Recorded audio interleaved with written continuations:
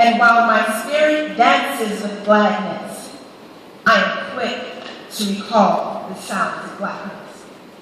I hear the moaning and the wailing of native Africans held captive on ships sailing, as though it were my youth of yesterday, whispering truths to ears in dark dismay. The long, persistent motherland call of anxious hope and justice for all. As though it were beckoning from higher heights, I hear the songs of still-away nights. That disdainful whip and startling crack. The sound of 50 lashes to my brotherland's back. We listen to hate's hypocrisy, its rhetoric on religion, and pray yet for deliverance complete with wisdom. I hear Harriet's footsteps and her hushing sacred sounds as she walks without fear in search of freedom grounds, to lead as many captives safely to northern light. Her savage spirit vowed to never give up the fight.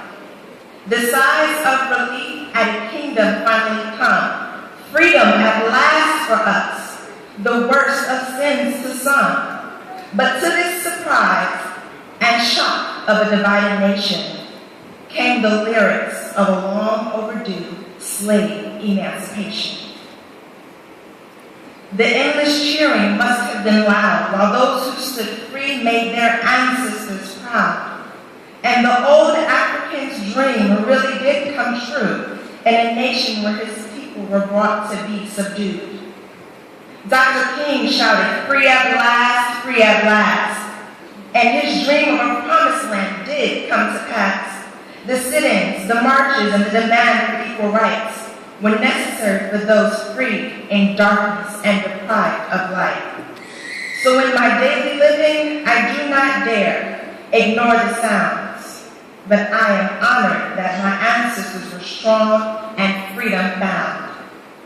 When fellow men can't remember the truth about this sadness, pause to share with them one of the many, many sounds of blackness.